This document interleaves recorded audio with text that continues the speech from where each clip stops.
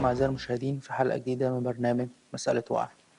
موضوع حلقتنا النهاردة مختلف جدا لأن معنا أحد الشخصيات الدبلوماسية المؤثرة والموجودة حاليا في مصر. خلينا الأول قبل ما نبدأ كلامنا، طبعا هرد على كل التساؤلات اللي جات لنا واللي طلبت مننا. خلينا الأول قبل ما نبدأ كلامنا أرحب بسيادة السفير صالح مطلوشان، سفير تركيا في مصر. أهلا بحضرتك مستر صالح.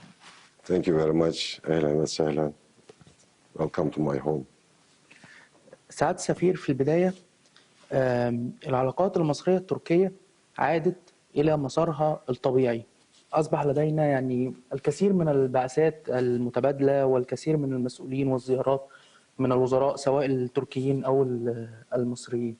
كيف ترى هذا وكيف ترى سبل التعاون حاليا بين الدولتين؟ The frequency of the visits between the two countries have increased to such a level that has probably never seen in the history of our countries. But also, when you compare it with the visits, high-level visits of, say, Turkey with the other countries, Egypt also ranks in the top 3 countries that are high officials visit. I don't think that President Erdogan paid a visit in the last 1.5 years 3 times as he did to Egypt, to any other third country, except maybe Azerbaijan. So it shows the importance that Turkey attaches, and of course the width and the depth of our relationship and the investment that we made to future of our relationship with Egypt. It is the same with our foreign minister. Foreign Minister Hakan Fidan, in the last 2 years, paid numerous visits at every occasion. And his visits, when you rank his visits to any other country, Egypt again ranks within the top 3 countries. Just to give you an example, this month I have received in Egypt Minister of Transport of Turkey, and just recently Minister of Interior of Turkey, and previously Minister of Transport and Deputy Prime Minister General Kamil Wazir went to Istanbul, and around the same time Minister of Foreign Trade and Investment, Mr. Hassan al-Khatib was in Turkey. So recently the Foreign Minister, His Excellency Dr. Bedir Abdulati, was in Ankara to attend the joint planning group to prepare for second meeting of the high-level strategic cooperation council to be headed by our leaders.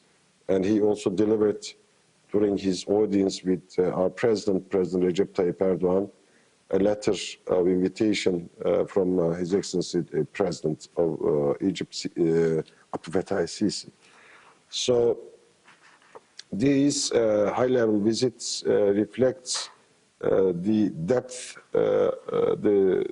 our relationship is gaining, and the investment that we are mutually making into each other and each other's potential for future. And it also is a result of our requirement to see consultation and coordination in regional issues and challenges. So the 2 big countries of the Mediterranean and the region are wisely steering their relationship on both bilateral level and then multilateral level, on regional level, towards future safely and surely. سيادة السفير، كيف ترى التنسيق والتعاون بين البلدين في ملفات هامة وملفات مهمة جدا للعالم كله زي ليبيا وفلسطين؟ وإيه الرسالة اللي حابب حضرتك توجهها لدول العالم كلها من قلب القاهرة حول التنسيق والعلاقة بين الدولتين. About Palestine, our coordination extends beyond mere coordination, but it stems basically from a fundamental duty of solidarity with the Palestinian cause and the Palestinian people. So it is not a mere coordination, it is a cooperation. In the humanitarian field, it is an extensive cooperation. It is when we are entering, hopefully, in the coming months, the recovery and reconstruction phase of the Gaza, Gaza, it is going to be, again, as close cooperation to carry out and complete speedily the recovery and reconstruction process to enable the Palestinians to live on their land. And on political front, we have seen unprecedented coordination and cooperation. First, the Arab Islamic Contact Group on Palestine, which includes Saudi Arabia, Turkey, and Egypt, among other countries, have made a huge impact on defending the cause of Palestine and lobbying the third countries to the side of Palestinian people and to create awareness about what's going on, the death and destruction in Gaza. As a result, there was a General Assembly meeting on two states, as a result of which several countries, notably France and Britain, recognized state of Palestine, which was historic. Spain got on board from the very first beginning, took an honorable stance. Norway, Ireland, several other countries. So it was just another shell political grouping by the Arab Islamic countries, but it was a group that made an impact and that really worked hard, and that enabled Turkey and Egypt to get even closer.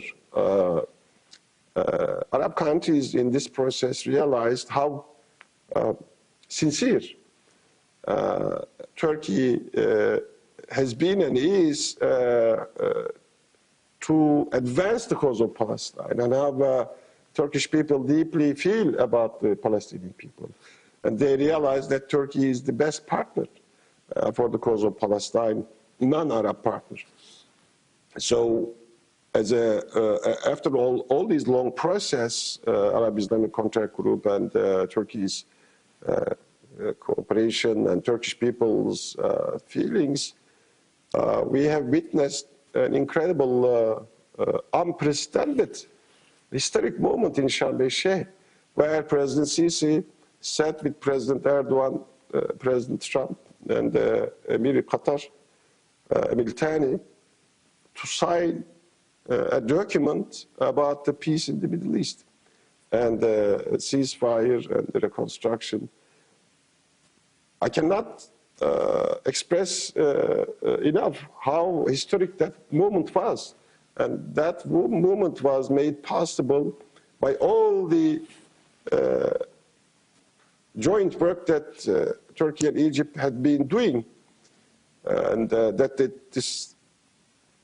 the trust that was created and the commitment and the belief in each other towards supporting the cause of Palestine created this stage where the four leaders sat and then signed a document for the peace in the Middle East. Because Turkey is a true partner, a true brother, a true friend of the Arab countries, Egypt, Saudi Arabia, Jordan, Syria, Iraq, all of our Arab brothers to support the just cause of Palestine, but also support all the Arab countries in their,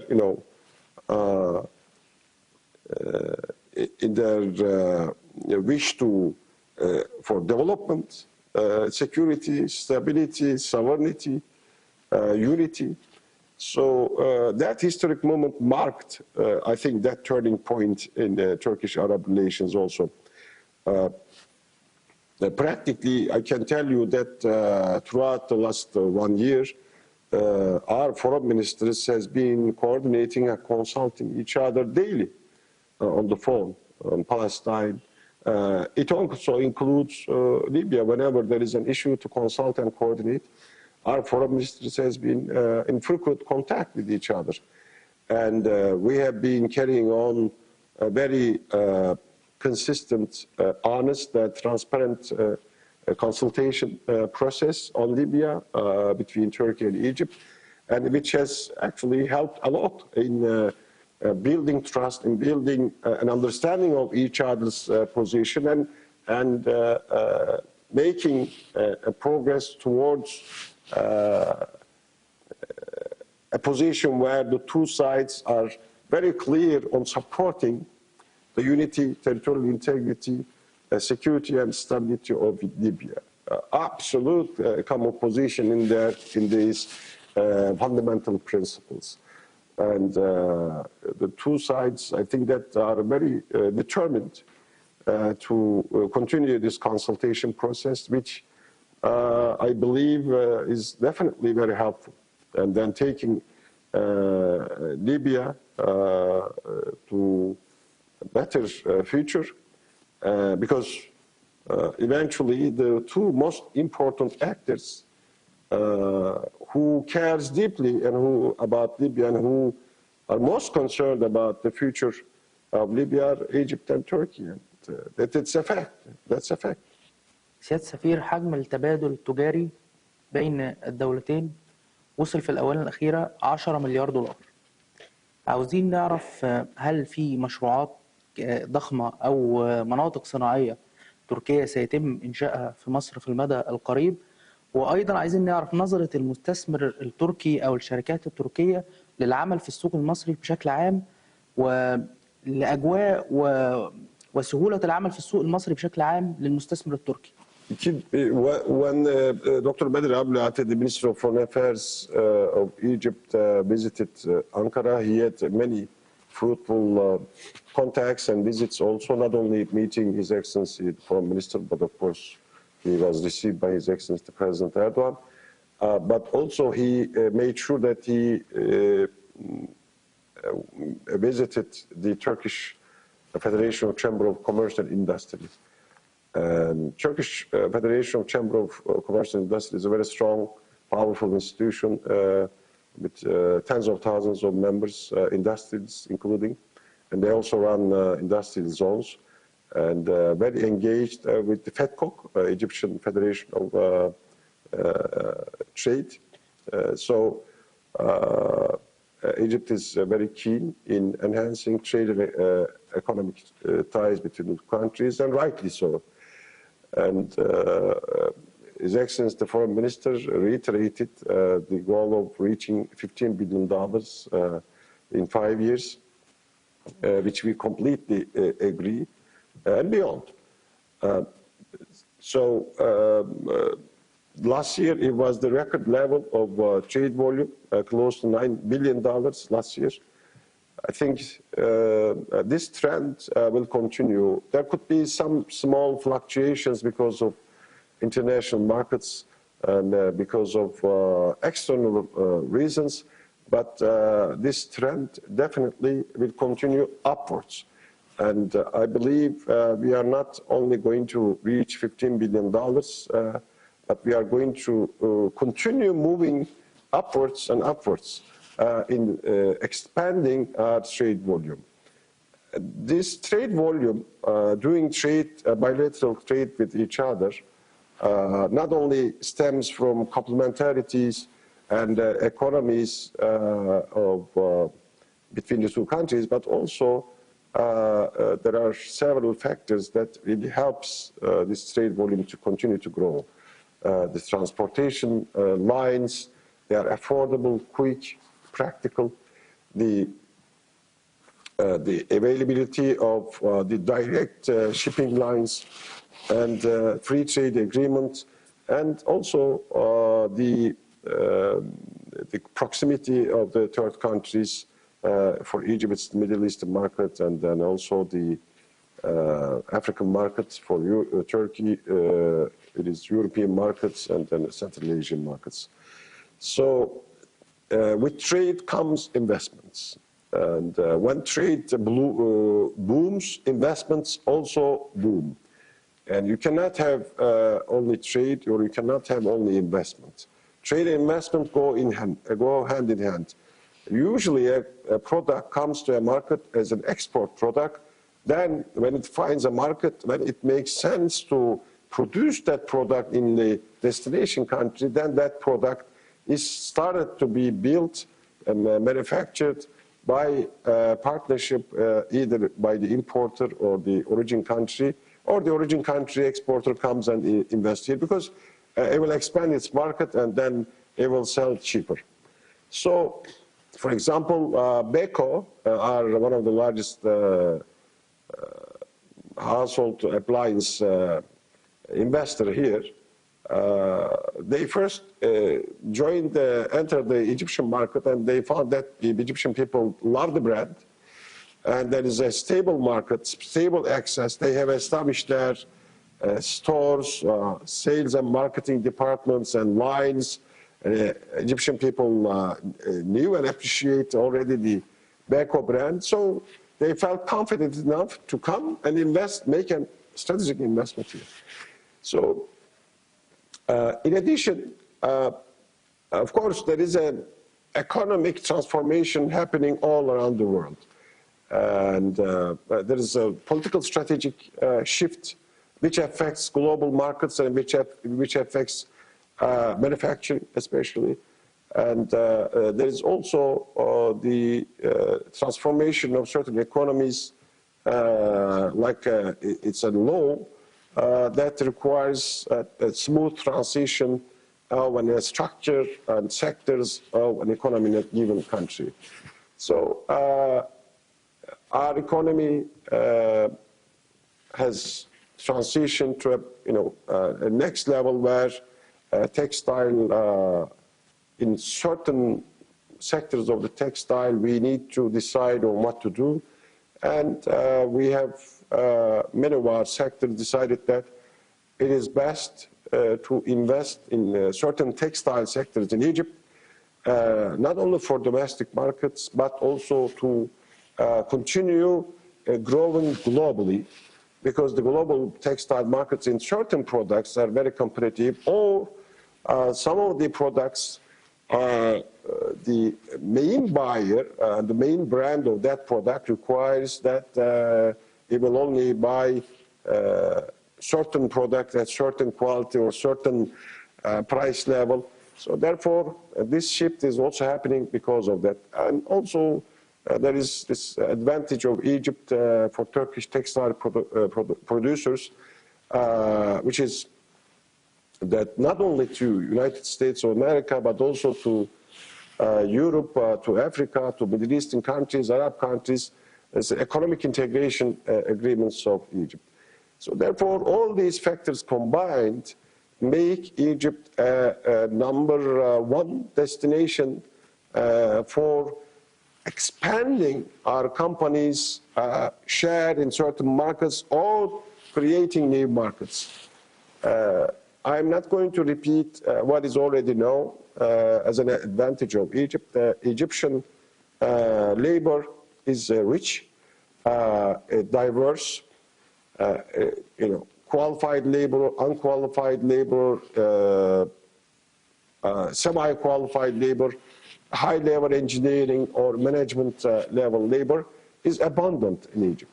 So that gives us, that gives our companies a lot of advantage in terms of providing labor. It is not to say that anytime you can find labor anywhere, because you need to find labor at the right time, at the right place, and then the labor force has to be accessible.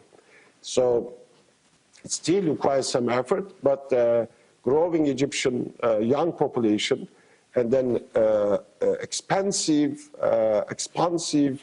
Egyptian education system provides this opportunity. So therefore, I think that there is a growing synergy between Turkish and Egyptian economies. If we make full use of this synergy and support and then guide this momentum, it will create a true win-win situation. Just give me why like that, because small and medium-sized textile manufacturer in Turkey, sometimes it can face labor shortages or difficulties or cost, and it may either decide to close down, and in some cases they close down, or if we facilitate that, it may decide to come to Egypt and continue to be productive and profitable for the coming 50 years, because the Egyptian population will continue to grow for the coming 50 years. So this is a win-win situation. If we facilitate it, guide it, and help them to achieve that. But beyond textile, and Egypt is a huge market now, 115 million, and it will reach 130 million, 150 million.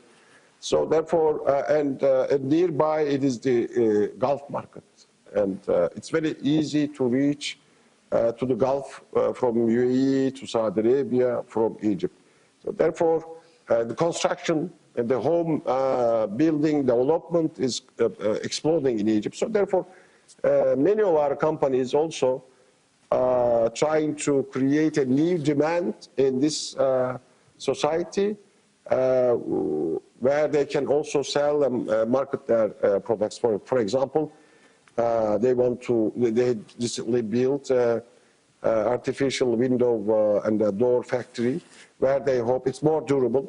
It's called Adopet, where it's hoped that in the medium term, Egyptians will start using their more durable, more healthier products in their homes, in their apartments. So it's not only, of course, textile. I can see the same trend in porcelain sector. Egypt is a good destination in the porcelain sector. What we can do, whatever we can do to facilitate this process, guide them, and benefit as to the two countries, will be helpful. So I hope that we become fully aware of this momentum and do everything possible to help Turkish companies, their engineers, their managers, their mechanics to feel comfortable, to feel safe, and to feel welcomed, and then use this opportunity to the benefit of Egyptian and Turkish societies. It is the same with other procedures. I think that under the instructions of President Sisi, who highly appreciates Turkish companies, I heard with my own ears, and under the instructions of Prime Minister Madbouli, all Egyptian institutions will facilitate truly and commit to support our investors and their engineers and their workers, and then facilitate and encourage their stay here and their procedures. سيادة السفير، العلاقات بين الشعوب أحيانا تكون أقوى من العلاقات بين الحكومات. كيف ترى التقارب الثقافي بين الشعبين؟ وعندنا مثلا على سبيل المثال الشعب المصري بيحب جدا الأعمال الفنية التركية والأعمال الدرامية التركية. هل ممكن إن احنا نرى تعاون فني أو تعاون إعلامي أو تعاون درامي مصري تركي قريبا؟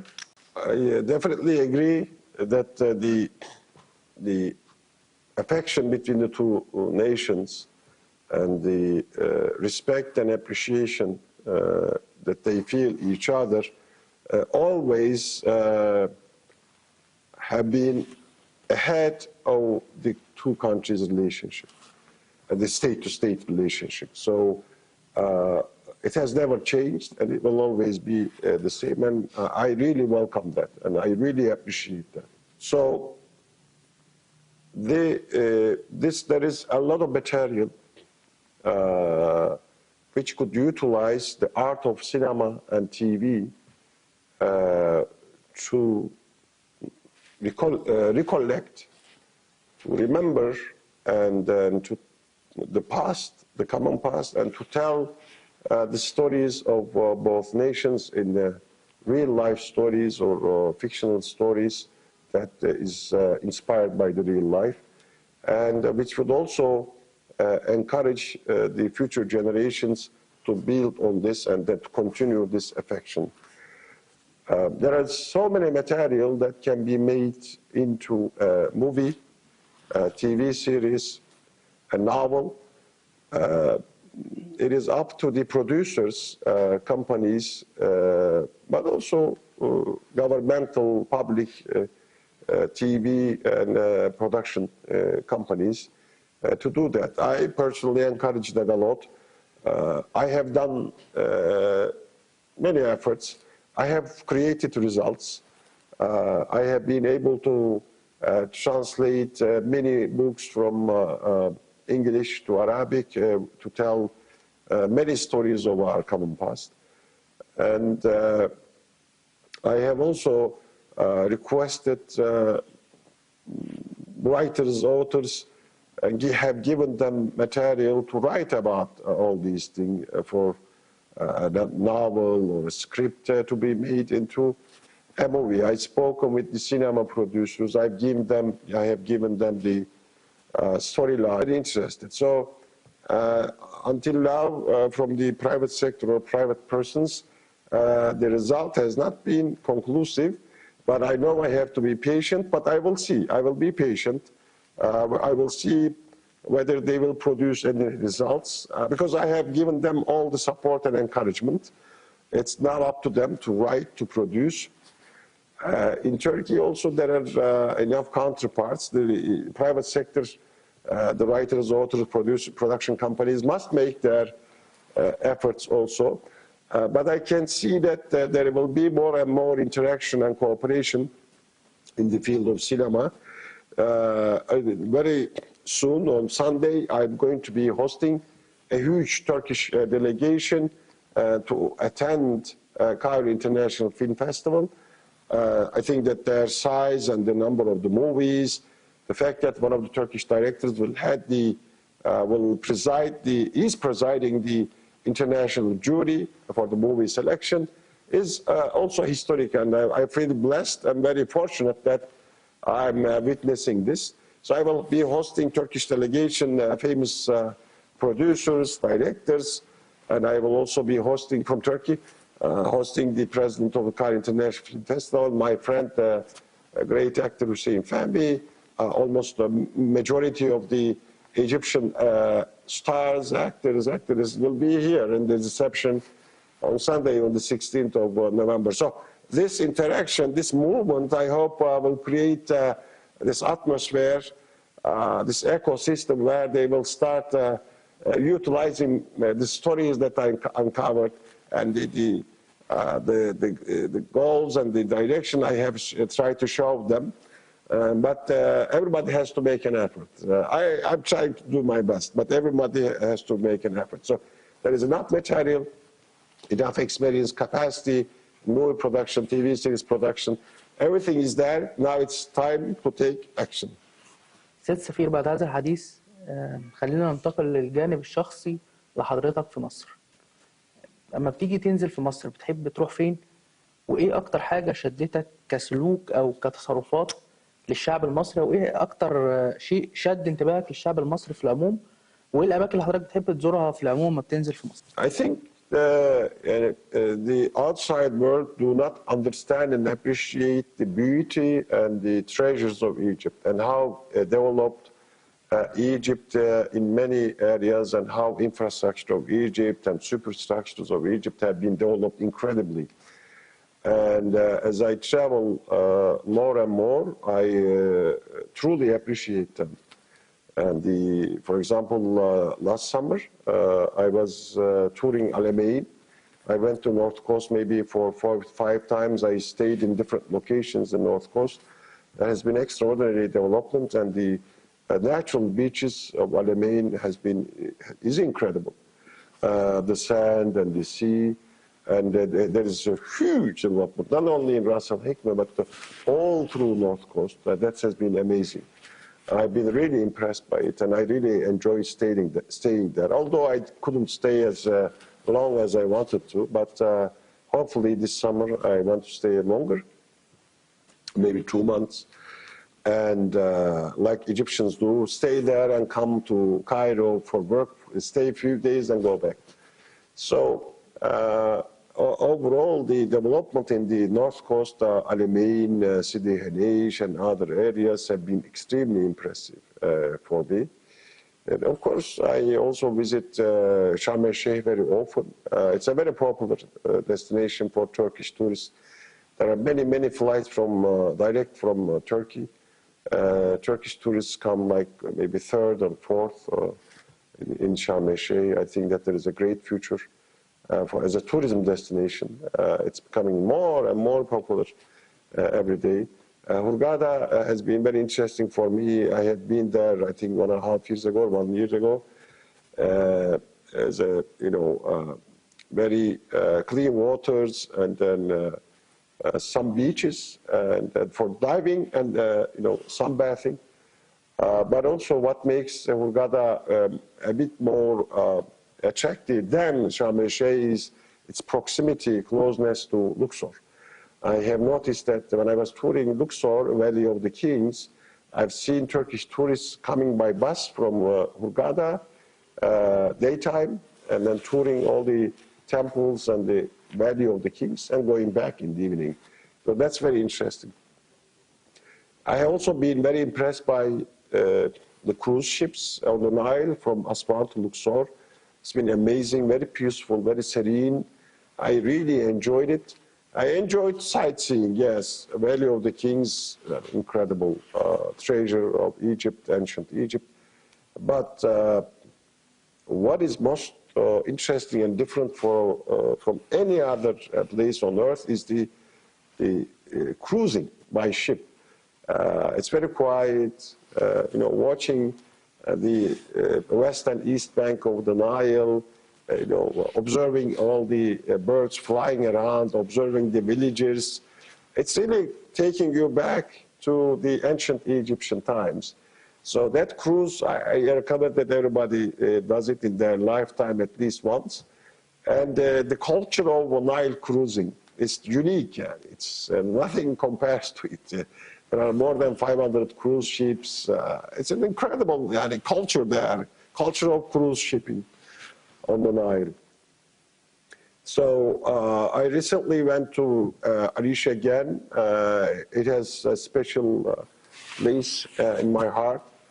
The people, the sea, the fish, everything in Arish, the air, everything is so nice. I really love Arish. I still yet to go to Siva and then San Caterina, but I want to visit there these two destinations. And I also would like to see some Maha, so maybe Baharia, some other place. And then by then I will see almost, in general, all Egypt, and except few cities maybe. But I'm trying to respond to every invitation, every kind and generous invitation of the friends. If there is an invitation to see a new place, I try to attend, and I will continue to discover. What is, I think, most striking about Egyptian traditions, culture, I think that one thing that is very unique about Egypt is how deep the tradition of arts and culture in Egypt. Egyptian people are incredibly talented in arts and culture. And this has been expressed best during the grand opening of the GEM, Grand Egyptian Museum. There's a huge talent in music, in cinema, in painting, in various forms of art. And I think that was showcased in the best manner in the grand opening, the Grand Egyptian Museum. And this has always been one of the strengths of Egypt. I think that with the grand opening of Grand Egyptian Museum, Egypt has made a full comeback in terms of projecting its soft power. I think which is the future of Egypt in terms of, economy, in terms of diplomacy, in terms of promotion of the country, in terms of tourism, everything. زياد السفير، ايه اكتر اكله مصريه عجبت حضرتك او ايه اكتر اكله مصريه حضرتك بتحب تاكلها؟ Ful benim en çok sevdiğim yemek. Bunun tartışması olamaz zaten. Türkçe mi konuştum ben şimdi İngilizce? There is no question that I love ful most in Egypt. And I have been eating ful the last maybe 17 years because the first time I tasted ful was in Saudi Arabia. But in Saudi Arabia, I knew it was an Egyptian food. And in Saudi Arabia, many cooks are also Egyptian. So I remember myself going to many receptions, and whenever I saw a traditional full corner in that reception, I always had the full and then had tasted it and ate all. Here also, and my staff don't make full, but whenever I have an opportunity, if the food is made the way I like, then I definitely have the food and then finish it with the Aisha al-Baladi. It's very satisfying. You feel good. Also, spiritually, when I eat food, I feel very equal with the society. It's a kind of extra satisfaction for me that I share something with the society. But I greatly enjoy it. So with the onion, with the tomato, with parsley, and with the olive oil on top of it, mix it, and then with the fresh Aisha Baladi, it is delicious, definitely. But also it's nutritious. I know that the Egyptian people and many people in the region, especially Sudanese people, have survived maybe 5,000 years with the food. If there was no food, the survival of the people under extraordinary conditions, many conditions, probably would be very difficult. So whenever I see food, I never miss it. And I promise you, I never miss it. I can skip any food, but not food.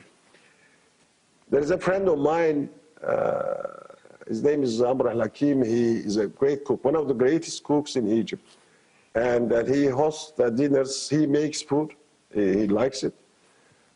He's a chef himself, but not a professional, amateur, but he's the best chef. The first time he invited me with a number of friends, he made food, and I love the food in his home. The second time, he didn't make food, and I told him, I was expecting, and I came to your invitation hoping that the food would be there, but I couldn't see any food. And he said full, and everybody makes full. I didn't make it and everything. But I regretted that he didn't make. So third time I'm going to go to his home again. I hope he will make food. So the second Egyptian food that I never miss, honestly, is Ali. And then if there is an Ali, I usually don't eat sweet. I don't eat dessert. No, I don't eat it. But if there is Ali, I never miss it. I always eat it. So these two are the most food that Egyptian food that I love and I really enjoy. Koshari, if it is done in Abu Tariq, yes, of course. I mean, they make great koshari because of the great sauce, great mix, great preparation. So the last time I was in Sidi Hinesh, I ate with my friends in the breakfast, keferi miydi o? Keferi? Fetir, yes, fetir. We had breakfast, it's very heavy but very delicious. So for breakfast I can have heavy food and we had fetir. Mulukhiyya also, we had mulukhiyya. So these are the some of the foods that I eat very often, but nothing can be compared to full and umali. بما ان الاكله المفضله لحضرتك هي الفول، ممكن تسمح لنا نختم الحلقه بحاجه من قلب الشارع المصري وناكل مع بعض فول، لكن مش فول من مطعم فخم، ولكن فول من على عربيه الفول اللي بياكل منها المصريين كل يوم. تسمح لنا بده؟ قبل ediyorum memnuniyetle. اتفضل سيادتك.